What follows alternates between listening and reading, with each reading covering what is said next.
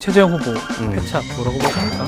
천하람을 쳐낸 것이 최대 패착이었죠. 예. 죄송합니다. 질문 잘못 드린 것 같습니다. 다른 사람을 내보내자. 차라리 박지훈 변호사가 낫겠다. 이런 얘기들이 나올 수 있거든요. 뭐요? 검찰청에서 뭐가 왔는데 네. 이거를 당에 넘겼어요. 이걸 잊어버릴 수가 있나? 이문 네. 버전 그 오징어 게임 보셨어요? 내가 뭐라고 했지? 김웅 의원님이랑 깐부 맺으면 안 되겠네요. 네.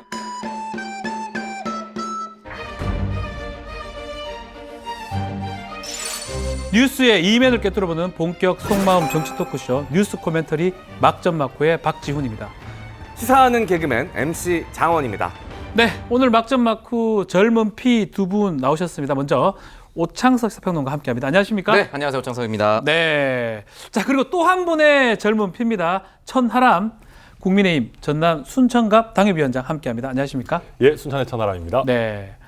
아, 국민의힘 2차 컷오프가 됐습니다. 예. 똑 떨어졌어요. 예, 또 그렇다고 또 똑 떨어졌다고 하시는. 딱 떨어졌습니다. 예. 근데- 아마 5등 했을 것 같아요. 그냥 믿었어요. 예, 저도 뭐 그렇게 믿고 있고요. 근데 사실은 최재형 후보가 뭘 잘했고 잘못했다 이런 얘기를 별로 하고 싶진 않습니다. 근데 다만 원희룡 후보가 올라간 그 결과를 놓고 보면 기존에 있는 지지층을 잡으려고 했던 후보보다는 조금이나마 중원으로 나가려고 노력했던 후보에게 좀 더 후한 점수가 나온 결과가 아니었나 그렇게는 총평을 할 수 있을 것 같습니다. 결국 외부 인사가 성공하지 못한 또 관례가 계속 재현된 것 같아요. 패착이 진짜 말한 것처럼 중원 못 간 거 이런 걸로 보십니까? 그런 것도 있고요. 네. 정치인은 단기간에 완성될 수가 없습니다. 정치인이 단기간에 완성돼서 대통령이 됐던 적은 단 한 번도 없고요. 아하. 그러니까 예를 들어서 김영삼 대통령, 그러니까 문민정부부터 말씀을 드려보면 전두환 같은 경우는 좀 단기간 된 거 아닙니까? 단기간에 쿠데타. 법적 절차를 거치지 않았기 때문에 가능했었던 예, 예, 부분인 예, 거고 다시 죄송합니다. 발생하지 않아야 되니까 네. 김영삼, 김대중, 노무현, 이명박, 박근혜, 문재인 대통령에 이르기까지 문민정부 이후에 흔히 말하는 정치 짬밥이 10년 미만인 사람 단 한 명도 없었습니다. 문재인 대통령이 2012년에 국회의원이 됐다 하지만 네. 2003년 청와대 민정수석부터 시작했습니다. 아하. 2002년에는 제16대 대선에서 노무현 후보를 만들기 위해서 부산 선대위원장 했고요. 그러니까 정치 경력이 10년 미만인 사람이 이 나라의 대통령이 된 적이 단 한 번도 없습니다. 그렇기 때문에 정치는 그렇게 가볍지 않다. 오히려 솔직히 말씀드려서 총선 때 미래통합당으로 나와서 영입인사 1호, 영입인사 2호 했으면 국회의원이 될 수는 있었을 겁니다. 그러나 이 대통령이라는 과정은 그렇게 쉽지는 않기 때문에 앞으로 어떤 후보 또는 어떠한 공무원, 현 정부를 그냥 반대해서 인기를 끌었다 한들 곧바로 대통령 되기는 정말 쉽지 않다는 걸 다시 한 번 더 말씀드리고 싶습니다. 자, 그리고 막전막후의 든든한 팩트체커 김준일 뉴스톱 기자 자리에 있습니다. 네, 안녕하세요. 그리고 혹시 우리 김준일 대표 생각하시기에 우리 최재형 후보 패착 뭐라고 보십니까? 천하람을 쳐낸 것이 최대 패착이었죠. 예. 죄송합니다. 질문 잘못 드린 것 같습니다. 네. 지금 혹시 콜 들어오는데 좀 많지 않습니까? 여기저기서 뭐 4명의 캠프가 이제 남았으니까. 예. 오라고 하시는 데는 뭐 여기저기 좀 있긴 있습니다. 가세요 그러면. 근데 뭐 얼마 남지도 않았고요. 예. 또 지금 또 어디 가기도 좀 그렇고요. 예. 좀 알겠습니다. 보고 있습니다. 막전 맞고 열심히 하려고요. 예. 알겠습니다.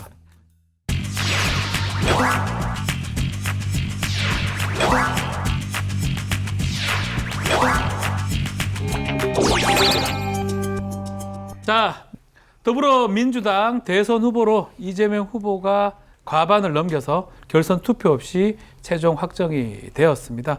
이낙연 후보 측이 무효표 처리에 대해서 이의 제기를 했지만 당무회에서 문제가 없다고 받아들여지지는 않았고요. 하지만 이런 상황에서 앞으로 원팀이 가능할지 이 얘기를 좀 해보겠습니다. 기호 1번 이재명 후보가 더불어민주당 제20대 대통령 후보로 선출되었음을 선포합니다. 동지들이 계셔서 더 단단해졌습니다. 제4기 민주정부 이재명 정부 창출의 동지로 끝까지 함께하겠습니다. 잘못된 무효표 처리 바로 잡아야 한다. 해당 당규에 대해 결정한 것을 추인한다. 제 마음에 좀 맺힌 게 있었습니다. 동지들에게 상처 주지 마셔야 합니다.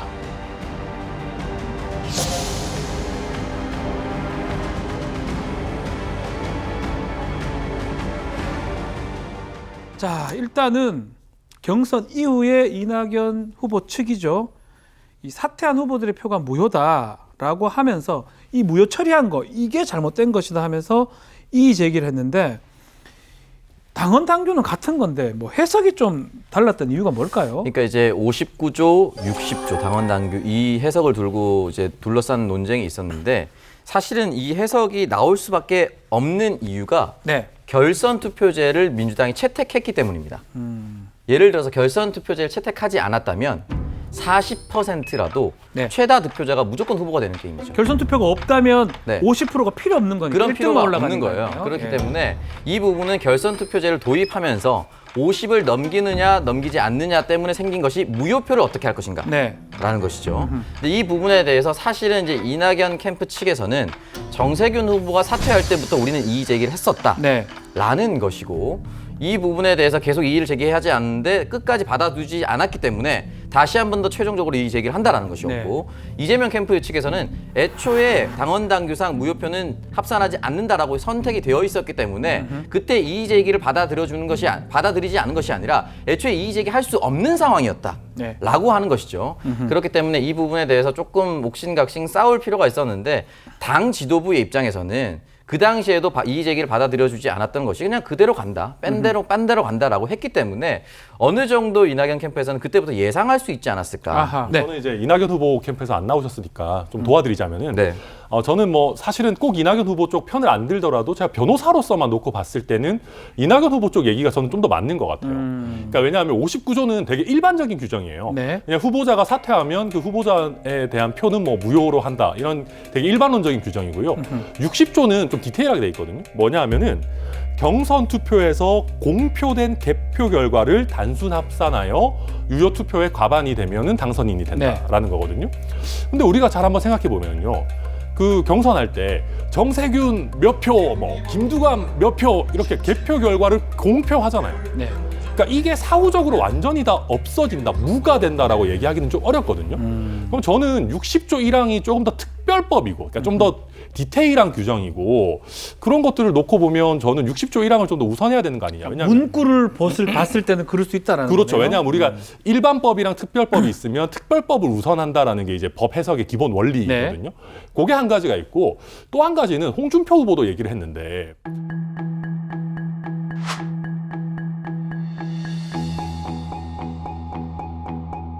그럼 만약에 막판에 좀 애매할 때 추미애 후보가 저도 사퇴하겠습니다 라고 해서 과반을 넘겨버리면 그거를 허용하겠다는 결론이 되는데 지금 민주당의 해석대로라면 그렇죠. 근데 우리 공직선거법은 뭘 얘기하고 있냐면 후보자 간 담합을 금지하고 있어요. 그러니까 지금 민주당의 해석을 그대로 끌고 가면 얼마든지 후보자 간 담합을 통해서 과반을 넘겨버리는 게 가능하다라는 해석이 되는데 저는 이런 것들을 쭉 놓고 보면 사실은 이 법률적인 거나 공직선거법 봤을 때는 이낙연 후보 쪽에 손을 조금 더 들어주고 싶습니다. 담합을 금지하고 있긴 하지만 당내 예비 경선에서 이걸 엄격히 바라본 적은 별로 없다고 생각하는 것이 김두관 후보가 사퇴하면서 이재명 지사 지지선은 그냥 곧바로 해버렸습니다.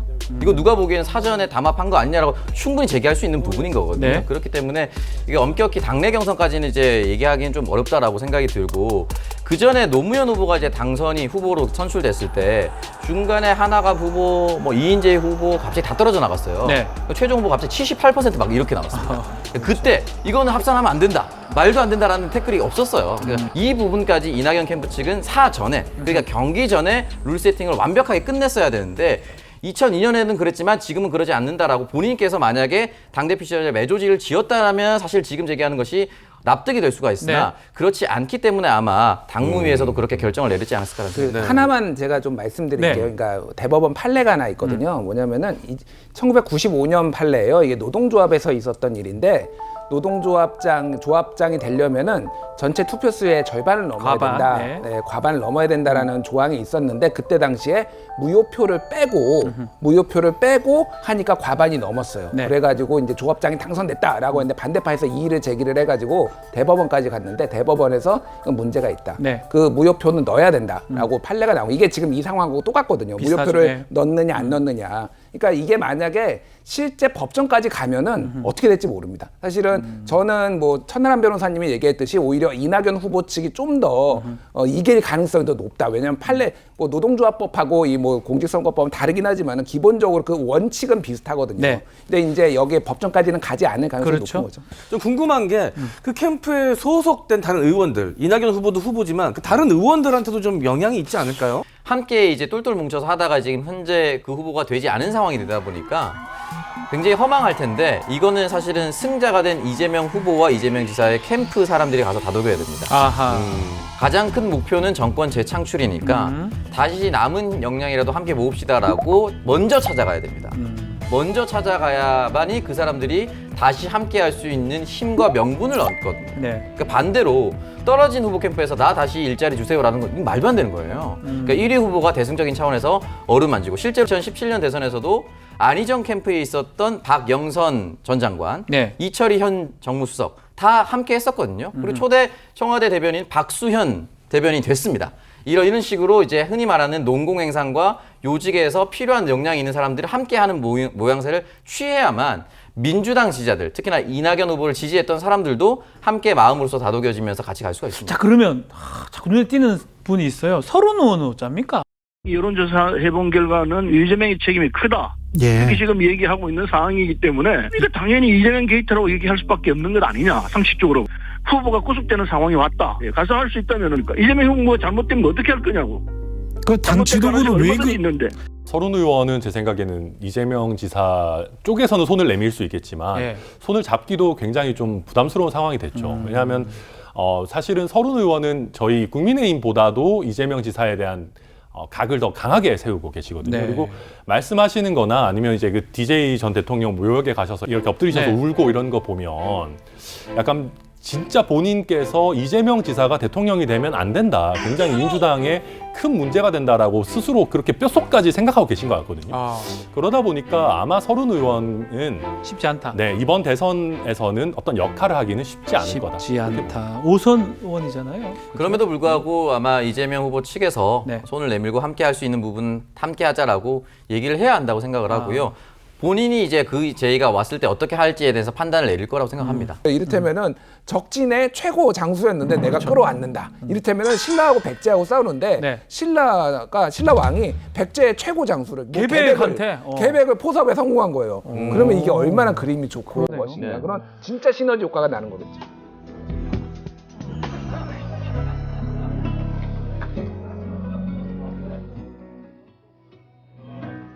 자, 이렇게 말이 길어지는 이유가 있습니다. 원래 예상했던 거하고 반대, 이 3차에서는 반대의 결과가 났어요. 계속 고전을 면치 못했던 이낙연 후보가 3차 때는 지금 선거인단에서 62.37% 지지를 얻었습니다. 이재명 후보 28%밖에 안 되고요. 이제껏하고 완전 이 득표 추이가 보면 이례적이라고 볼 수밖에 없는 상황인데, 일단 뭐 저도 다 온데 다 물어봤는데 별 분석이 안 되는 것 같아요, 전문가들이. 저도 놀라기는 놀랐고요. 근데 기분은 좋았죠. 아니 막 기분이 좋고 나쁘고 이런 겁니다. 죄송합니다. 예. 그 대장동 불안감을 빼고는 일단 설명이 되기는 어려운 것 같습니다. 2차 슈퍼위크 이후에 3차 슈퍼위크에 달라졌던 부분은 사실 유동규 씨가 구속되는 새로운 사실관계가 네. 발생했다라는 게 되게 컸고요. 그러다 보니까 이재명 지사가 거기서부터 완전히 자유롭긴 어려웠던 부분들이 있습니다. 그리고 네. 민주당에서 많은 분들이 말씀하시는 것들이 국민의힘 지지자들의 역선택이 있는 것 아니냐. 그리고 이낙연 후보의 조직표가 좀 작용한 것이 아니냐라는 그런 얘기도 얘기를 계속 많이 나오고 하세요. 있어요. 네. 국민의힘 역선택에 대해서 말씀드리면 저희가 그런 능력이 없습니다. 김재원 의원은 했는 것 같은데요. 김재원 의원 정도고. 그 부분에 대해서도 지금 도대체 그걸로는 뭐 한 100명 정도 했을지 모르겠습니다. 네. 근데 이게 지금 보면 이게 10,000명, 20,000명 단위도 아니고요. 선거인단이 30만 명이고 네. 그중에 24만 8천 명이 투표를 하셨어요. 네. 만약에 저희가 정말 이 정도 역선택을 만들어낼 능력이 있다면 저희는 이미 정권 잡았을 겁니다. 그리고 이래 말하니까 좀 뭉클하네요. 네, 그리고 굳이 저희가 역선택을 한다면은 네. 왜 저희가 이낙연 후보를 돕겠어요? 그럼 어디로 갑니까? 저희는 한다면 사실 추미애 후보나 박용진 후보를 돕지. 그쪽으로 갔겠지, 그 정도 아마도. 능력이 있다면. 사실 저희도 역선택할 수 있었다면 장기표 후보 부르겠죠. 최재형 후보 좀 도와주시지 그러셨어요. 근데 아무튼 그런 네. 게 일단 한 가지. 그래서 국민의힘의 역선택이라는 거는 사실은 뭐 아주 미미했을 거다라는 게 한 가지가 있고요. 네. 두 번째 이낙연 후보의 조직표 조직표. 얘기를 하는 건데 사실은 우리가 일반적으로 조직표는 1차, 2차 모집에서 다 써먹습니다. 이게 이낙연 후보가 만약에 이 정도 조직표가 있었다면 1차 때 영혼을 끌어서 다 썼을 거고요. 왜냐하면 민주당은 이게 중복이 되는 거죠. 그러니까 이게 뭐 쌓이는 구조인데다가 앞부분에서 승기를 잡는 게 제일 중요한 거거든요. 그렇죠. 그걸 이낙연 후보가 놓쳤던 건데 뒤늦게 조직을 가동했다? 이거는 사실 말이 안 되는 얘기이고요. 거죠. 그 정도 능력이 있다면 이낙연 후보가 진즉 이겼을 거다. 광주 그렇게 얘기할 전남에서 수 있습니다. 이겼을 것이다. 네. 크게 이겼겠죠. 네. 그런데 말씀하신 대로 대장동 논란이 영향을 끼쳐서 이런 결과가 나왔던 것이다라고 분석을 하기에는 이게 서울 그 경선 내용과는 또 너무나도 다르죠. 다릅니다. 네. 괴리감이 크거든요. 이건 어떻게 이해를 해야 될까요? 자, 일단은 왜 서울 민심하고 이 3차 슈퍼이크 민심이 달랐느냐? 네. 그러니까 권리당원입니다. 일단 지역 순회 경선은 권리당원이면요 네. 이슈에 흔들리지 않아요. 권리당원들은 일반적으로 무슨 이슈가 됐든 나는 지지할 후보가 정해져 있어요. 그렇죠. 그러니까 그 레인지가 이를테면은 이재명 후보가 50% 초반에서 50% 중반 네. 그리고 텃밭이라고 하는 데는 경기도는 58%까지 더 많이 나온 나오고. 거예요. 그러니까 이제 그 정도로 보시면 돼요. 그러니까 이슈가 중요하지 않았다. 권리당원한테는. 자, 이제 세 가지 이유가 있습니다. 왜 이렇게 62대 28이 나온 그 세 가지 이유. 첫 번째는 3차 경선은 유일하게 1차, 2차하고 다르게 경선 중간에 선거인단을 모집을 했어요. 경선 중에 모집했던 선거인단들입니다. 1차, 2차는 경선 전에 전에 이미 다 모집을 모집했던 했고 거고. 그렇기 때문에 경선의 흐름에 영향을 받을 수밖에 없었거든요. 아하. 9월 1일부터 14일까지 모집을 했습니다. 9월 1일부터 14일까지 무슨 일이 있었냐면은 충청도, 대구 경북, 강원 그리고 1차 슈퍼이크 결과까지 다 나왔는데 이낙연 후보가 완전 연패했습니다. 완전 연패하니까 9월 8일 날에 이낙연 후보가 종로 의원직 사퇴를 딱 던져 카드를. 3차에 들어온 사람들은 이낙연 후보에 대한 짠한 마음 이런 뭐 동정표 우리가 동정표 말하는, 이런 개인들이 많이 들어왔다. 조직표보다는 네. 그래서 정치 고관여층들이 많이 들어왔다라는 게 어느 정도 구성 자체가 이낙연한테 약간 유리했다라고 보는 게 맞고요. 네. 두 번째는 대장동 이슈가 왜 이렇게 달랐느냐. 2차 슈퍼이크 그 국민선거인단 투표는 9월 29일 날 시작되거든요. 네. 9월 26일 날 곽상도 의원 아들이 50억 퇴직금 받은 게 사흘 전에 딱 터집니다. 그러면서 언론 보도가 막 나오면서 이거는 국민의힘 게이트다. 네. 이게 이제 이재명 후보 측이 얘기했던 주장이잖아요. 그게 굉장히 설득력이 있는 거예요. 3차 투표는 10월 6일부터 시작했거든요. 네. 10월 3일 날에 유동규가 구속이 됩니다. 구속이 됐죠. 유동규 전 성남도시개발공사 기획본부장이 구속이 되면서 야 이거 이재명한테 책임이 있는 거 아니야? 라는 여론이 굉장히 많이 커졌다라는 거죠. 네. 그러니까 그 누구한테 책임이 있느냐가 이제 여론 지형이 바뀌었다라는 거 하나가 있고 세 번째는 마지막 세 번째. 예. 계속 이제 이낙연 캠프 측에서 불안한 후보다. 구속될 수도 있다. 우리는 불안합니다. 무엇이 불안한지 우리는 알고 있습니다. 후보가 구속되는 상황이 왔다. 가능할 수 있다면은 그에 대해서 유권자들이 판단할 수 있게끔 장을 만들어줘야 될 거. 근데 여기에 들어온 분들은 일반적으로 정치 고관여층입니다. 네. 정치에 대한 이해도가 상대적으로 높은 분들이에요. 그렇기 때문에 어쨌든 야 이거 무슨 일 벌어질지 모르는데 결선 투표권을 가야 되는 거 아니야? 이런 심리까지 이제 네. 벌어진 거죠. 그래서 1차 슈퍼위크 투표율이 77%였고요. 그렇죠. 2차가 49%였고요. 3차가 74%였어요. 이게 무슨 얘기냐면은 1차 때는 투표를 많이 했어요. 제일 많이 했잖아요. 근데 2차 때는 떨어집니다. 어차피 이재명이 되는 거니까. 근데 3차 때는 야 이거 불안해. 이거 결선으로 보내야 되라고 하면서 다시 1차와 비슷하게 이렇게 V자를 그렸다라는 거예요. 네. 투표율만 보고도 이 사람들이 어떤 이슈로 좀 쫓아가는지 대충 이해가 되는 거죠. 그러니까 이런 요인들이 복합적으로 작용을 했다 봐야 되죠. 그럼 하나만 더 여쭤봐도 될까요? 그 3차 선거인단 모집할 시기에 있었던 일반 여론조사, 대선 후보 선호도 조사, 그 이후에 있었던 여론조사도 그렇고 거기서는 또 이재명 지사가 그렇게 타격을 입지 않았거든요. 오히려 오른 조사도 있었고요. 왜 그건 또 다를까요? 그러니까 이 대장동 이슈가 그때는 아주 미미한 불씨였어요. 그때 당시에는. 이게 본격적으로 얘기가 된 거는 50억 클럽 얘기가 나오고 그다음에 유동규 얘기가 나오면서 이게 커졌기 때문에 그 당시에는 이게 워낙 우리나라가 뭐 게이트도 많고 그러기 때문에 사람들이 헷갈렸다라고 보는 게 맞는 것 같아요. 그 당시에는. 네. 네. 자, 이 이재명 후보 입장에서는 원래 57%까지 예상을 했었거든요. 왜냐하면 그 이전에 문재인 대통령이 받았던 퍼센트 지지율인데 지금 이 결국 이렇게 적게 나오는 게 김준일 대표라든지 분석은 대장동 의혹 때문이다. 라고 보는 것 같은데 뭐 그렇게 봐도 무방한 건가요? 그게 영향이 있었다라고 볼 수 네. 있는 것인데 그것이 가장 컸다라고 보기엔 참 어렵습니다. 어렵다. 그러니까 네. 이거는 마치 지난 재보궐선거가 끝나고 나서 20대들이 75%, 20대 남성들이 75% 네. 국민의힘 지지했다.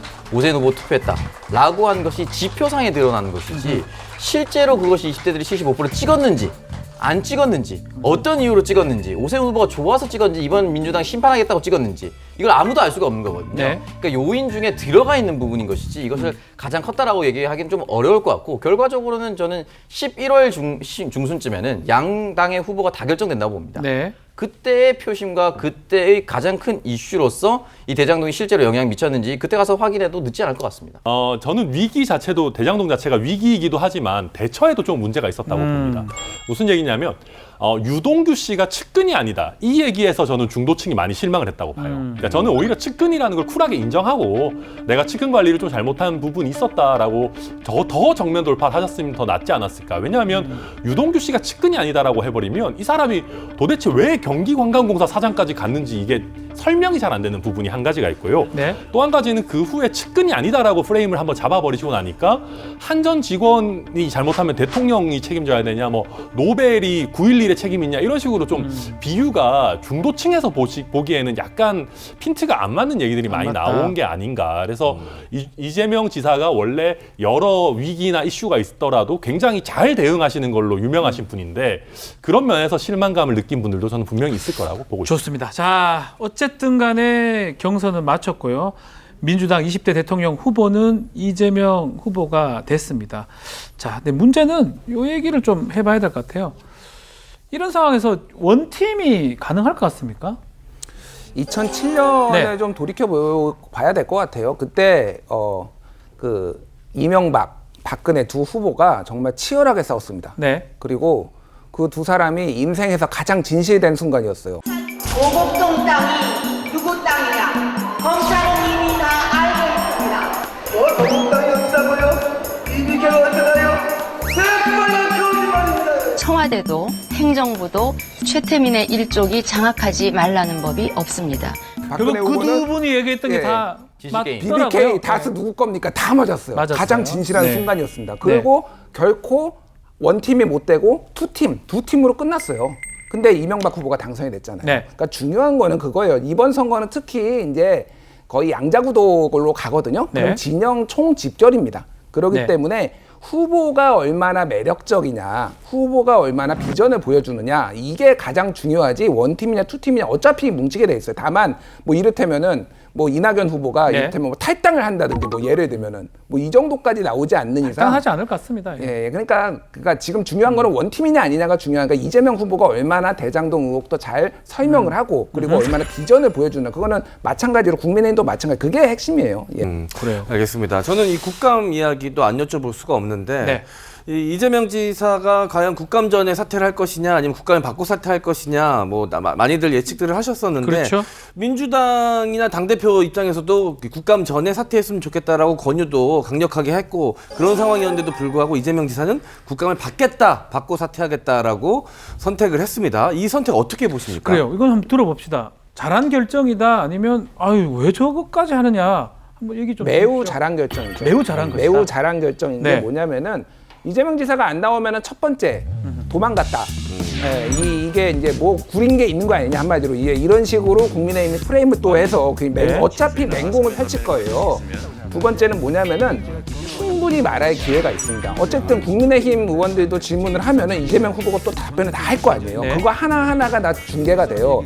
그리고 심지어는 국민의힘 후보보다 민주당 의원들도 질문할 거 아닙니까? 거기에 대해서도 다 우호적인 질문들에 대해서 충분히 소명할. 그러면은 소명을 할 만한 시간이 더 많다라고 했을 때는 그리고 약속도 이미 했잖아요. 사퇴하지 않겠다. 저의 당초 입장대로 경기도 국감에 임하기로 했습니다. 이후 사퇴 시기 문제는 국감 이후에 다시 판단하고 말씀드리도록 하겠습니다. 약속을 지키는 사람, 당당하게 맞서고 뭐 이런 것들을 종합적으로 봤을 때는 이거는 무조건 하는 게 맞다. 그럼 국민의힘 입장에서는 좀 모르겠어요. 나오는 걸 좋아하는 것 같기도 하면서도 안 좋아하는 것 같기도 하면서도 뭐 어떤 거예요? 근데 저는 방금 김주일 대표님 말씀이 맞다고 생각합니다. 저도 개인적으로. 잠깐만, 그 어느 쪽 편인지 모르니까 지금 어떻게 저는 뭐 국민의힘 편이죠. 국민의힘 편인데도 나오는 게 맞다. 아니 저는 사실은 저희 당만 놓고 보면 안 나오길 바랬습니다. 저는 사실 송영길 대표께서 이거 그 전에 사퇴하라고 했을 때 제가 혼자 뉴스를 보다가 주먹을 불끈 쥐었어요. 그 정도입니까? 예. 하루속히 경기도지사들을 정리하고 빨리 진짜 이렇게 했으면 좋겠다. 왜냐하면 지금 이 정도 특히 3차에서 60% 이상이 이재명 후보를 못 믿겠다라는 그 투표 결과를 받아든 결과가 직후에, 그런데. 직후에 이거 뭐 국감도 못 받겠다라고 하면 이건 정말로 도망자 프레임이 바로 되는 결과가 되거든요. 그래서 저는 송영길 대표님의 판단이 조금 이상하다라고 솔직히 생각을 했었어요. 혹시 송영길 대표하고 이렇게 내가 나가서 이렇게 얘기할 테니까 후보님은 그냥 나간다 카이소 이렇게 얘기하고 왔을 수도 있잖아요. 일단 송영길 대표님이 경상도 사투리를 쓰시진 않을 것 같아요. 호남분이에요, 호남분. 거기 고흥 분이시기 죄송해요. 때문에. 호남의 화합을 위해서라도 호남분이신데 하여튼 뭐 이재명 후보가 이제 경상도 쪽이니까. 네, 그리고 또 한 가지 이제 김주일 대표님 말씀에 조금 더 보태자면 지금 그 국민의힘에서 요청한 증인이나 자료들에 대해서도 제출이 거의 안 되고 있고요. 또 한 가지는 성남시에서도 행정사무감사를 해야 된다라고 했는데 국민의힘 소속 성남시 의원들은 전부 다 동의했지만 민주당에서 거부를 하고 있습니다. 도지사가 맨날 도청을 비우고 어디가 해노? 분가한 그 자식 집에 가가지고 시아버지가 그 며느리 부엌 살림 뒤지는 것 같은 겁니다. 네, 그러니까 민주당에서 지금 철벽 방어를 하고 있는 상황이거든요. 그러면 국민의힘 의원들은 뭐밖에 못하냐면 이미 언론에 난 거를 다시 한번 물어보는 것 정도 수준을 이상을 하기가 어려워요.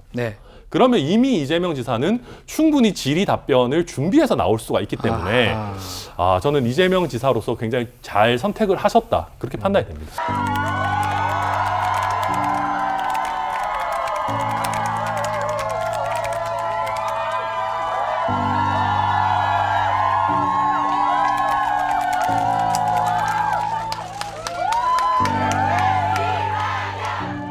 이낙연 후보가 민주당의 당무회의 결과에 승복의 입장을 밝혔습니다. 자, 질문을 드려야 될 것 같아요. 선대위원장, 민주당 선대위원장을 맡을까요? 뭐 아직은 알 수 없습니다만은 지금 승복을 하게 된 경우라면은 당연히 선대위원장까지 맡는 게 모양새가 훨씬 좋죠. 그렇죠. 승복은 하고 다 받아들였는데 나 선대위원장 안 맡아. 뭐가 이상하죠, 그러면? 그러면은 뭔가 꽁한 것 같다 이런 느낌을 줄 수 있잖아요. 그러니까 대승적으로 선대위원장하고 같이 원팀으로 하는 게 추후의 정치 인생, 정치 생명을 위해서 훨씬 더 좋은 그림이다라는 거고 이낙연 후보 캠프 입장에서는 이거는 안 받을 수가 없는 게 계속 얘기했지만 이건 경선불복이 아니다. 그렇죠. 이거는 이의 제기를 하는 절차적 문제다라고 얘기를 했거든요. 그런데 당무위라는 뭐 이를테면 최고 의결 기구에서 결정을 딱 내렸다라고 하면 이걸 안 받으면은 진짜 경선불복이 돼버리는 거예요.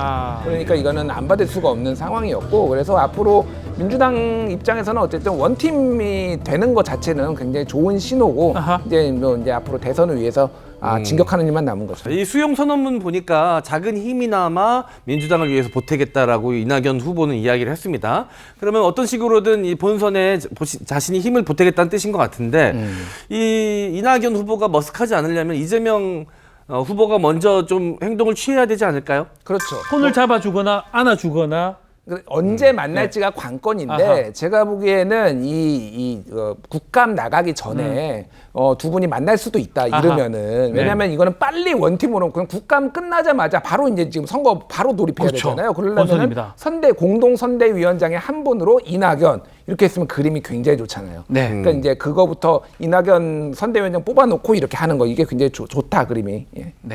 자, 민주당의 경선은 민주당의 20대 대통령 후보는 이재명 지사, 이재명 후보로 결정이 났습니다. 자, 다음은 이제 국민의힘이 준비돼 있어요. 자, 민주당도 아주 진통을 겪고 후보가 지금 선출이 됐는데 국민의힘 역시 뭐 쉽게 되지는 않을 거다 예상이 되는데 그런 부분은 저희 막전막후에서 다시 또 보도를 드리고 말씀을 드리도록 하겠습니다. 뉴스 코멘터리 막전막후 매주 토요일 저녁 7시 55분에 방송이 됩니다. 많은 시청 부탁드리겠습니다. 제발요.